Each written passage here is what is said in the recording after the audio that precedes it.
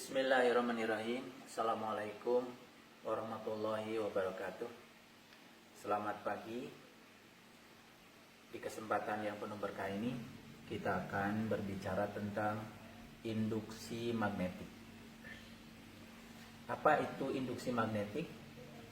Yang akan kita bicarakan di sini adalah tentang bagaimana proses menghasilkan GGL induksi yang kemudian akan menghasilkan arus induksi. Jadi kalau pada kesempatan yang sebelumnya kita baru berbicara tentang teori ya, teori dari medan gaya magnet. Saya sudah berbicara 4 pertemuan khusus untuk medan gaya magnet, dan hari ini kita akan menerapkan konsep tentang medan gaya magnet itu untuk produk teknologi yang paling penting, yaitu tentang arus listrik.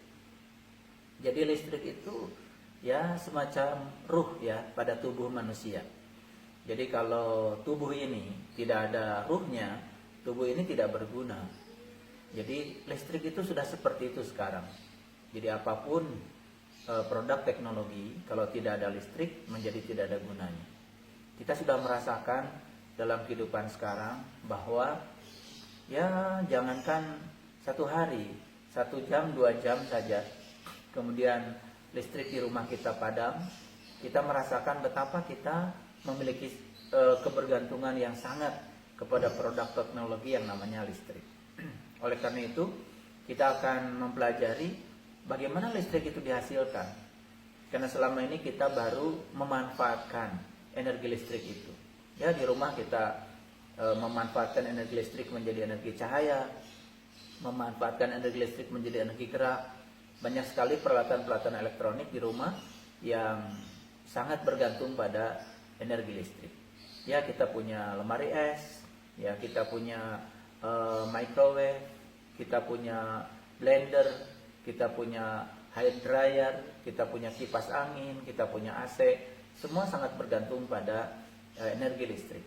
Oleh karena itu, bagi orang fisika, karena fisika itu adalah ilmu hulu, ya, bukan ilmu hilir, maka kita mesti mengerti bagaimana listrik itu dihasilkan. Oleh karena itu saya akan berbicara lebih detail tentang itu. Jadi pada pembahasan sebelumnya kita baru berbicara tentang bagaimana pergerakan dari benda bermuatan di dalam medan magnet. Bagaimana jika serombongan benda bermuatan itu kemudian melakukan pergerakan di dalam medan magnet. Maka kita sudah mengenal banyak persamaan yang sudah kita turunkan sebelumnya, dan hari ini kita akan memulai untuk memahami tentang induksi magnetik ini dari medan gaya konservatif yang sudah saya jelaskan pada pertemuan yang sebelumnya. Baik, kalau begitu saya akan ingatkan kembali ada persamaan penting di dalam fisika yang ini, yaitu delta V. Delta V itu adalah beda potensial yang kemudian boleh disebut potensial saja. Ya, beda potensial itu boleh juga disebut potensial, tapi kita sebagai orang fisika harus mengerti bahwa sesungguhnya potensial itu intinya adalah beda potensial. Jadi kalau kita misalkan melakukan suatu usaha di dalam medan gaya konservatif, ingat bahwa medan listrik itu medan gaya yang bersifat konservatif. Jadi kalau misalkan di sini ada medan gaya konservatif, kita melakukan sebuah usaha dari titik A misalkan ke titik B di medan gaya konservatif, ya kita memindahkan sebuah benda bermuatan, sebut saja Q0, dari titik A ke titik B, dari sini ke sini. Ya. Nah, jelas untuk memindahkan benda bermuatan dalam sebuah medan gaya konservatif, maka kita perlu usaha. Ya. Usaha dikaitkan dengan perubahan energi potensial. Jadi saya tidak akan terlalu bawah karena ini sudah dijelaskan sebelumnya di bab medan listrik. Yang paling penting adalah bahwa beda potensial itu didefinisikan sebagai perubahan energi potensial listrik per satu satuan muatan. Nah, kalau kita berbicara tentang perubahan energi potensial, pasti berbicara tentang usaha, ya. Karena kalau kita lihat dari rumus ini, itu kan tidak sulit untuk memahaminya. Kalau usaha itu sama dengan F di dot dengan dx. Ya, ini definisi usaha. Nah, kalau kita berbicara tentang medan gaya konservatif, itu ada hubungannya dengan muatan dan medan. Makanya F itu berasal dari Q0 dikalikan dengan E. Jadi kalau Q0 dan dikalikan E dimasukkan ke sini, maka dW sama dengan Q0 kalikan E, kemudian didot dengan dx atau dl boleh, apa saja boleh, lambangnya boleh. Jadi munculnya ini itu dari sini.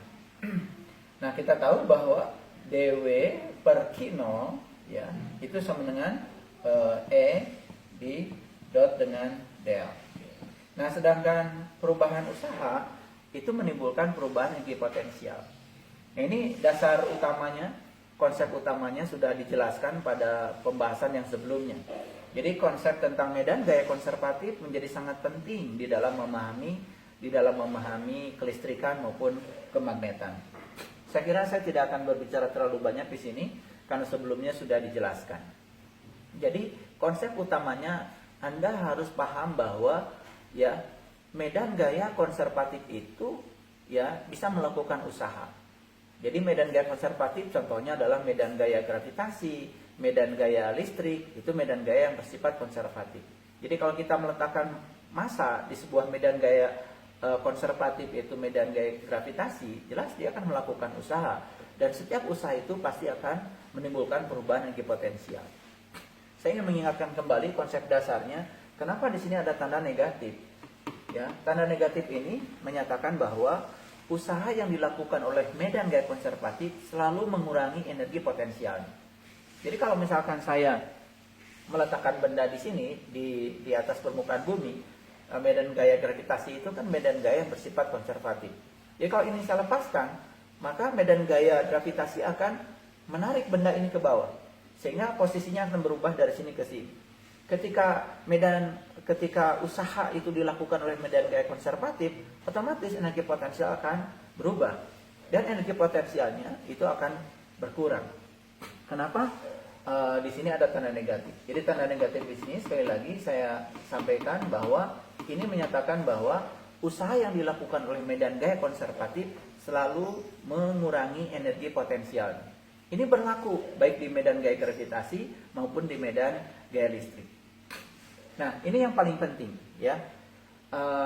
Konsep ini menjadi titik awal pembicaraan kita. Jadi kalau Anda agak lupa dengan konsep ini, silakan lihat kembali ya catatan tentang medan gaya listrik yang sebelumnya yang dikaitkan dengan potensial listrik, terutama pada bab potensial listrik. Jadi sekali lagi, potensial listrik itu didefinisikan sebagai jumlah energi, perubahan energi potensial per satu satuan muatan listrik. Lalu muncullah ini E.dl ini, E.dl ini.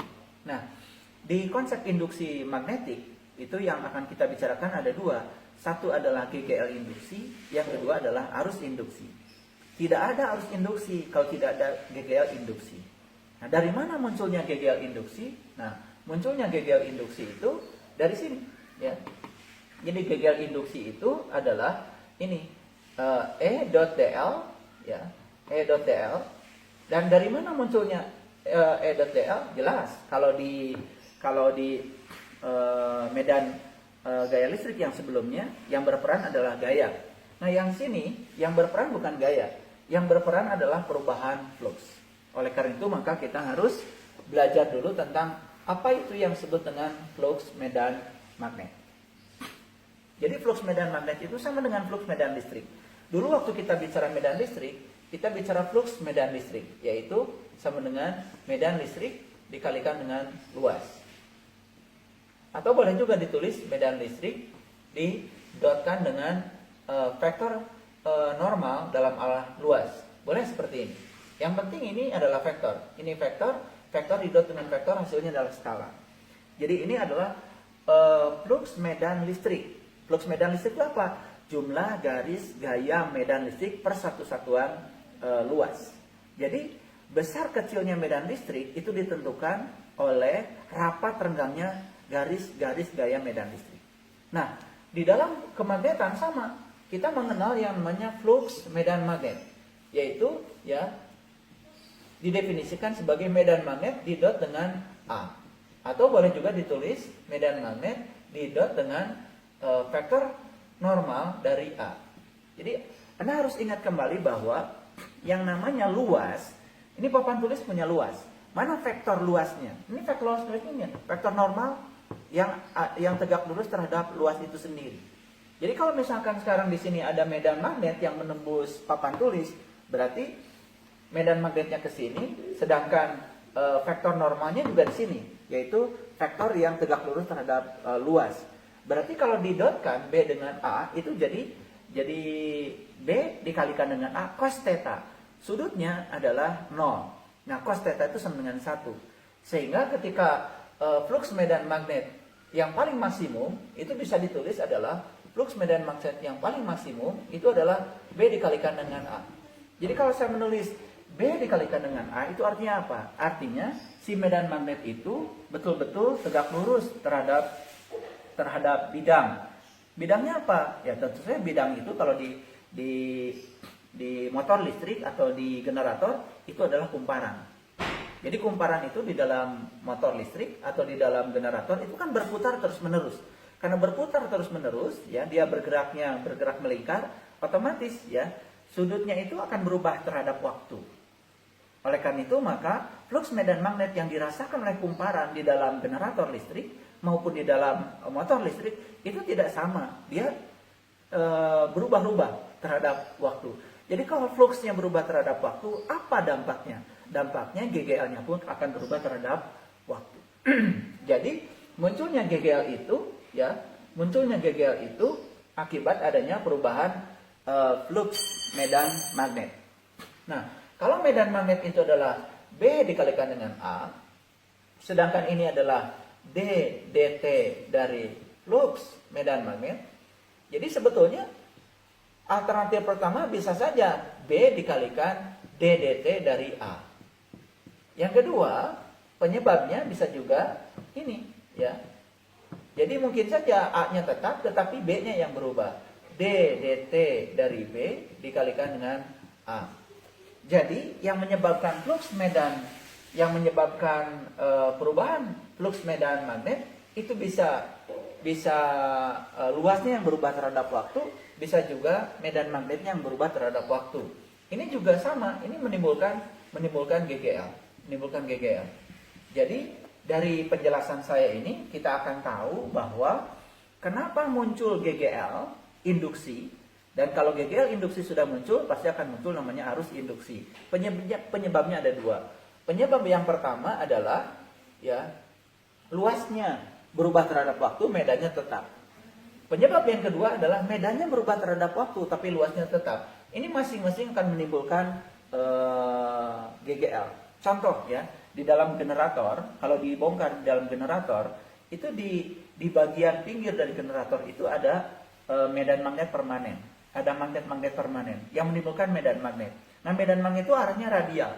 Di dalam generator itu ada kumparan. Kalau ini kumparan, di sekitar sini ada medan magnet yang memotong kumparan. Ketika kumparan itu berputar, maka si kawat-kawat ini akan memotong medan. Ketika memotong medan, jelas di sini yang berubah adalah luasnya. Medan magnetnya tidak berubah.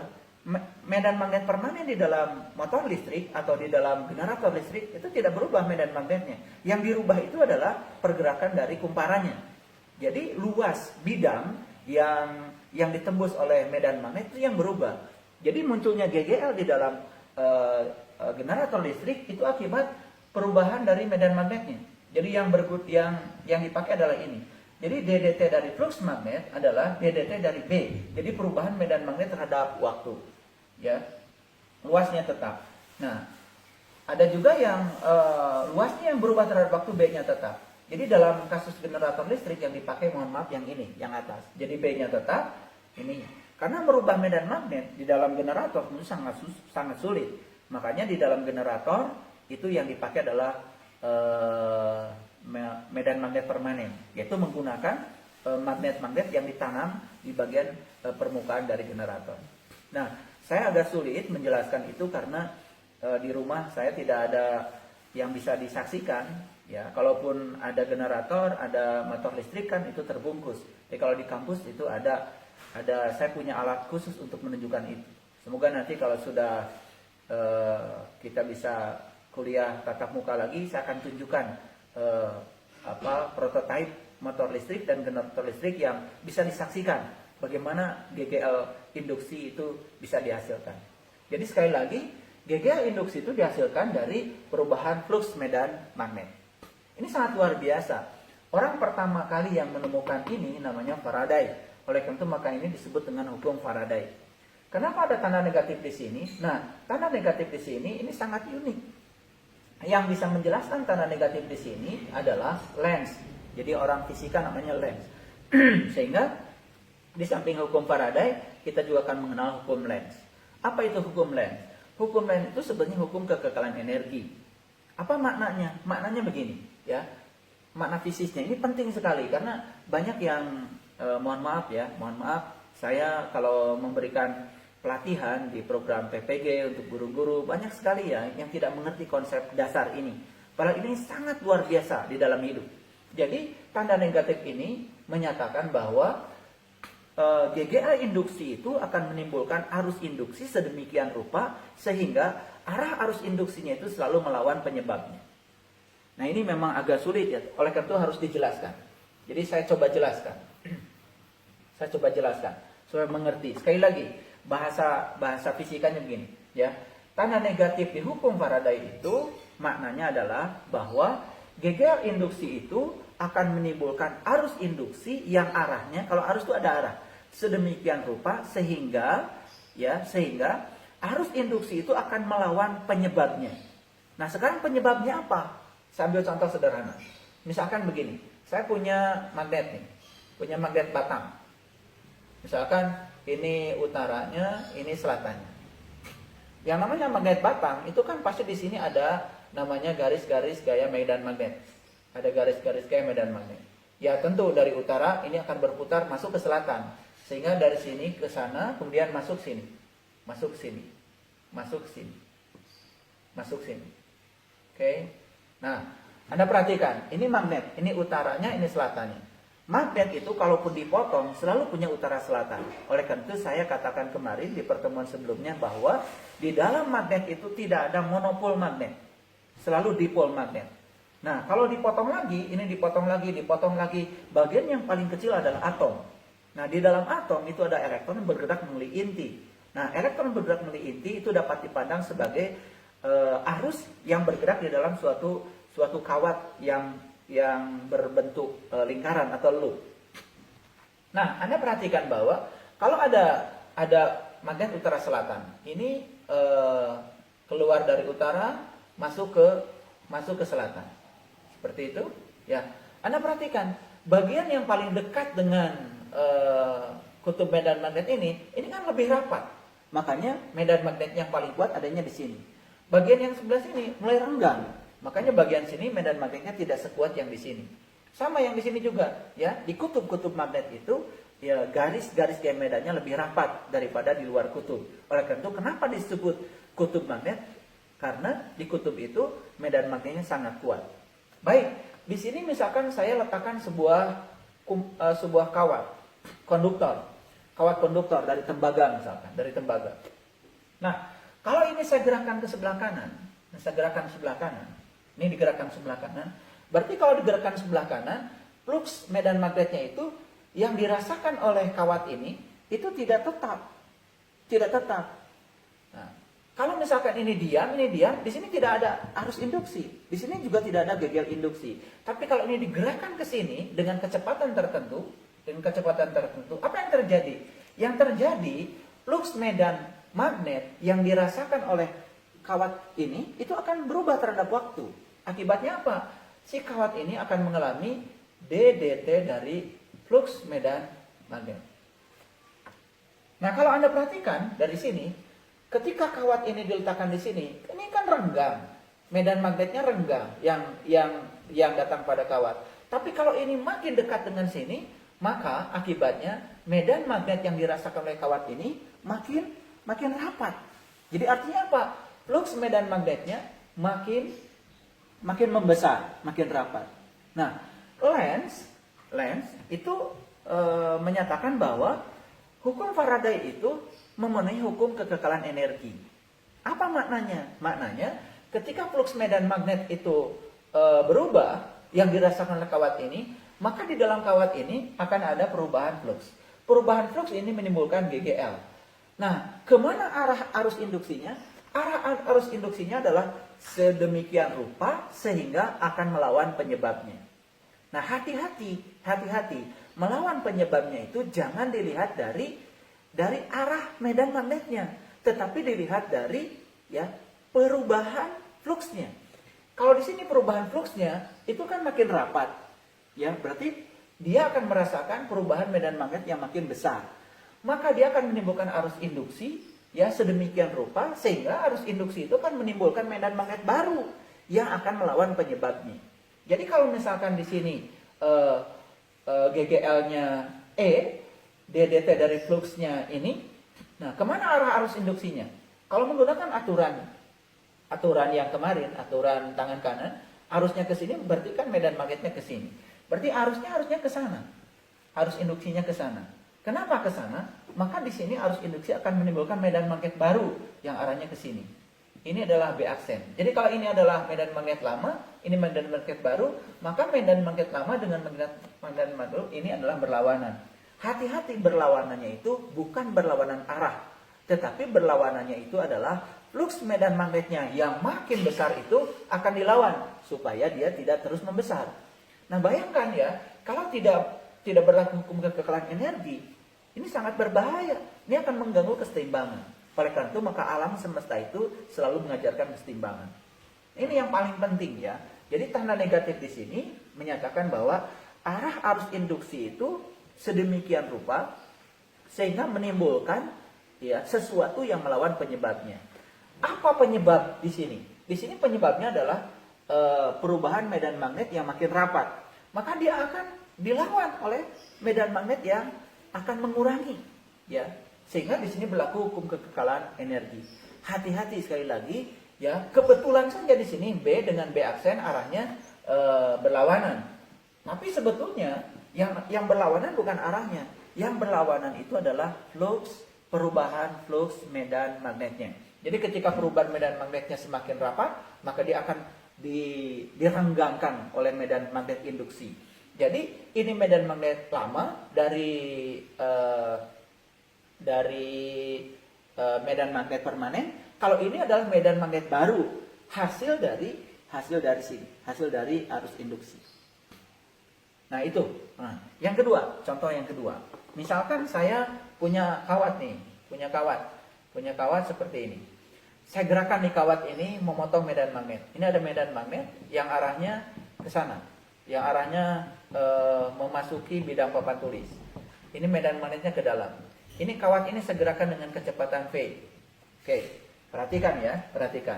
Nah, ketika kawat ini digerakkan ke sini, sebetulnya yang digerakkan itu bukan hanya kawat.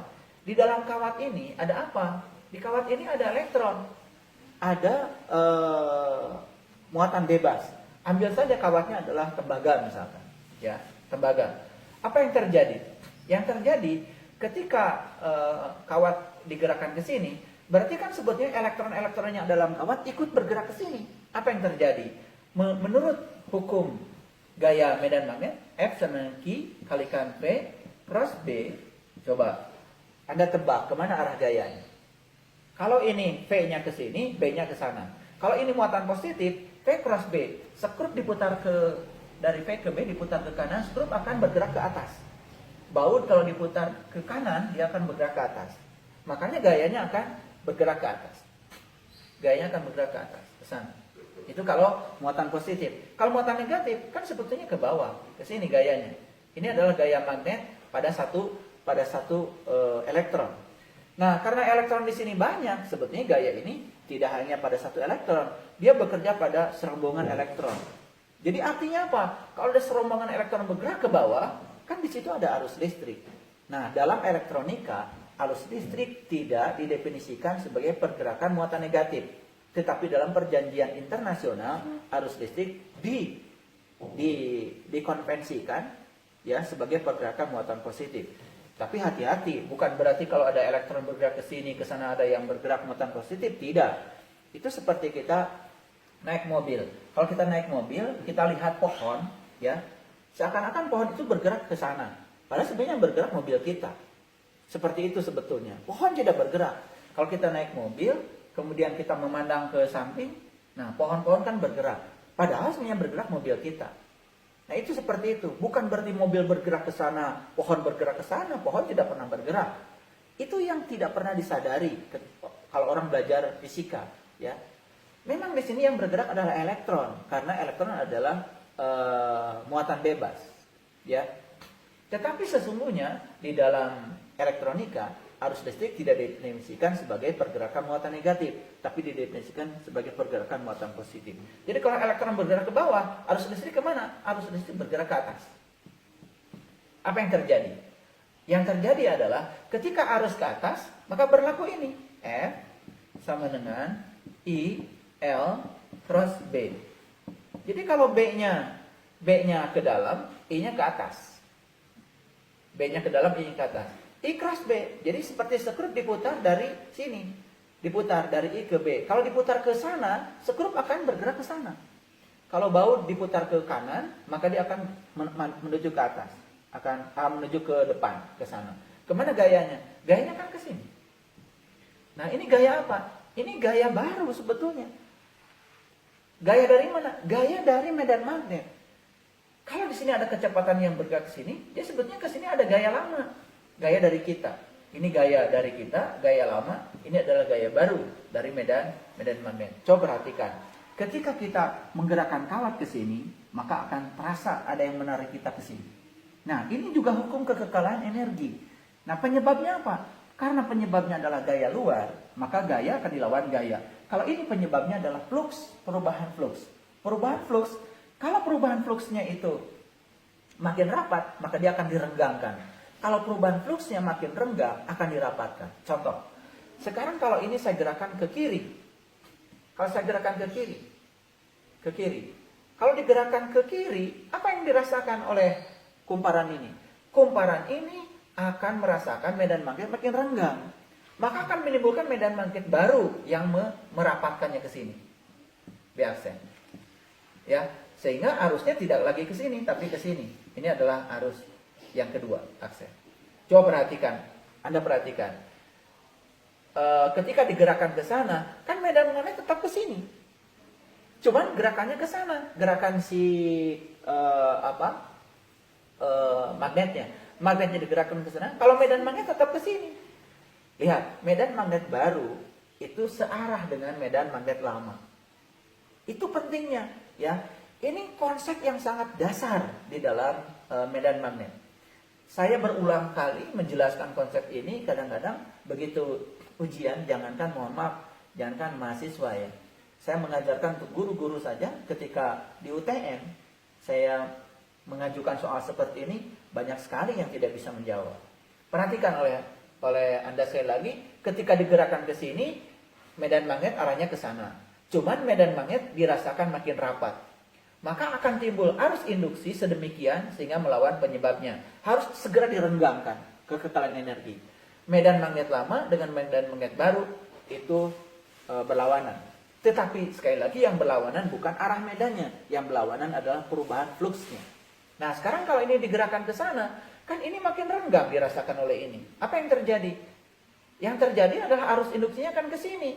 Sehingga medan magnet baru arahnya ke sana. Karena kalau makin renggang harus dirapatkan. Itulah kekekalan energi. Jadi di alam semesta ini tidak ada yang gratis. Jadi kalau Anda ingin makan enak, Anda harus mengeluarkan uang lebih banyak. Jadi kalau Anda hanya makan sekedarnya, ya sudah, makan di warteg dengan uang yang sedikit. Jadi hidup saja sudah mengajarkan seperti itu, tidak ada yang gratis.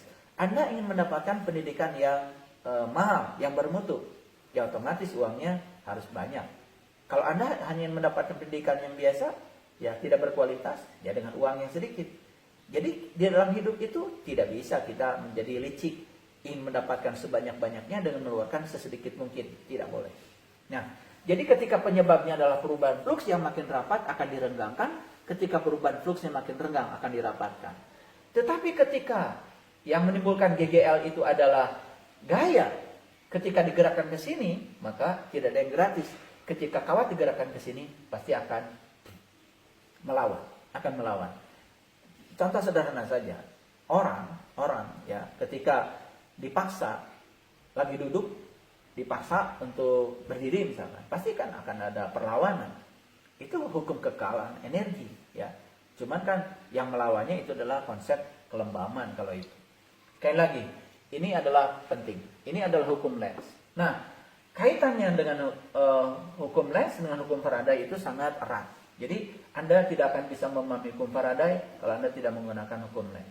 Silakan nanti cari contoh-contoh terapan di dalam buku Tipler, cara menentukan arah arus induksi, cara menentukan arah GGL induksi, ya. Karena positif negatifnya kan itu beda potensialnya akan menyebabkan arah arus induksi itu arahnya kemana. Sekali lagi, rapat renggangnya garis gaya, kalau itu penyebabnya maka akan dilawan. Ya, kalau penyebabnya adalah gaya juga akan dilawan. Nah, inilah dua hal penting di dalam fisika. Kalau Anda paham ini, ya Anda bisa memahami motor listrik, bisa memahami generator listrik ya dengan baik. Nah, kemudian ada yang namanya GGL gerak. GGL gerak itu. Apa yang dimaksud dengan GGL gerak? Kasusnya sama seperti ini. Misalkan seperti ini. Saya lengkapi gambar ini.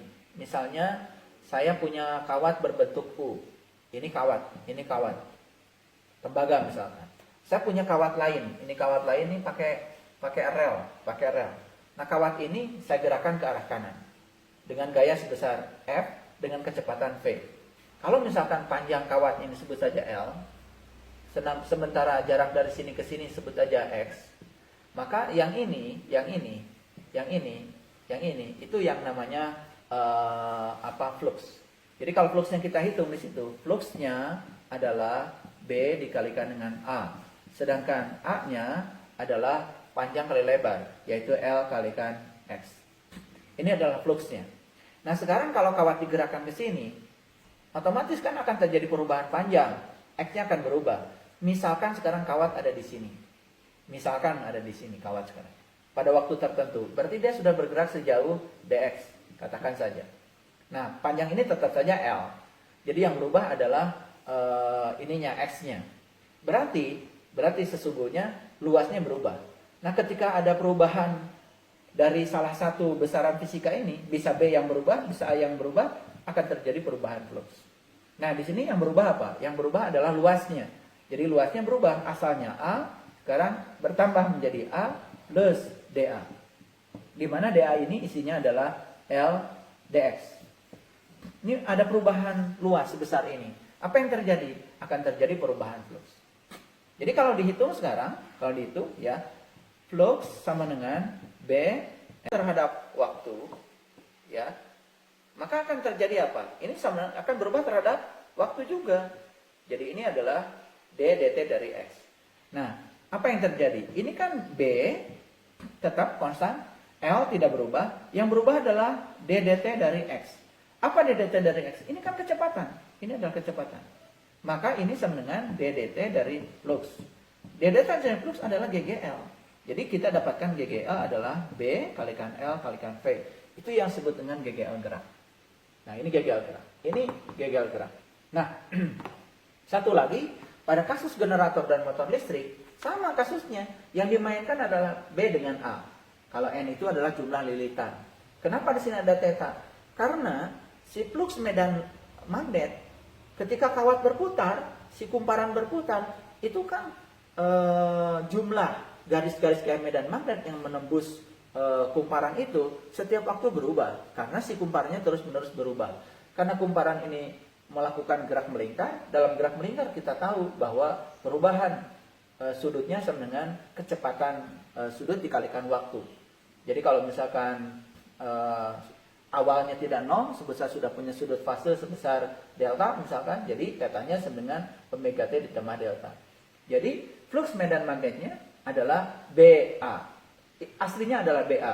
Cos theta itu adalah menyatakan sudut theta itu sudut antara B dengan A. Nah, karena sudutnya berubah-ubah dan tetanya adalah omega t ditambah delta, maka flux medan magnetnya secara keseluruhan adalah NBA cos ini. Nah, kok muncul ada N? Karena di dalam generator ya jumlah lilitannya kan tidak satu, banyak lilitannya. Maka ada N itu jumlah lilitan. Nah, sekarang flux medan magnetnya seperti ini, berubah terhadap waktu. Berapa GGL-nya? Gampang, GGL adalah tinggal DDT dari flux medan magnet. Ini negatif ya dari hukum Faraday. Nah, ini kalau diselesaikan pakai matematika biasa, cos omega T ditambah delta ketika diturunkan terhadap waktu itu kan sama dengan min sin theta. Ya, sehingga muncullah NBA omega sin omega T plus delta. Nah, ini yang disebut dengan GGL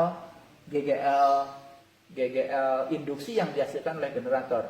Kalau kita perhatikan GGL berubah terhadap waktu, makanya generator ini disebut generator penghasil arus bolak-balik. Nah, kita nanti akan menggunakan hasil ini untuk membahas khusus tentang arus bolak-balik.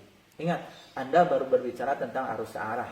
Ya, dalam kehidupan kita di sehari-hari di rumah, ya jarang kita menggunakan arus searah. Kita menggunakan arus bolak-balik. Jadi yang dikirim oleh PLN ke kita itu arus bolak-balik. Kenapa? Karena di pusat pembangkit itu ya GGL yang dihasilkan seperti ini, berubah terhadap waktu. Nah, loh, kenapa kan di rumah saya kalau diukur pakai wattmeter 220 volt tegangan dari PLN. Nah, ingat, yang diukur oleh alat ukur listrik itu bukan yang asli. Itu adalah yang disebut dengan tegangan efektif atau yang disebut dengan tegangan RMS, root mean square. Nanti saya akan bicarakan tentang tegangan RMS, arus RMS, ya, root mean square pada gilirannya. Karena kalau kita mengukur GGL di rumah berubah-ubah terhadap waktu kan bingung. Ya, makanya di rumah cuma ada satu harga aja, 220 volt. Tapi di PLN di sana, di pembangkit tidak 220 volt. Makanya arus bolak-balik digambarkan seperti ini. Ya, nanti ini dasar untuk bicara arus bolak-balik. Kan seperti ini. Arus bolak-balik seperti ini. Jadi GGL berubah terhadap waktu. Terhadap waktunya itu adalah sinusoidal. Jadi kadang-kadang 0, kadang-kadang naik ke puncak 220, kadang 0. Jadi sebetulnya kalau Anda mau tahu listrik di rumah kita ini, di rumah kita, itu sebetulnya listrik itu hidup mati. Cuman karena frekuensi PLN 50 Hz, ya, jadi gelombang yang datang ke rumah kita itu adalah 50 gelombang per detik.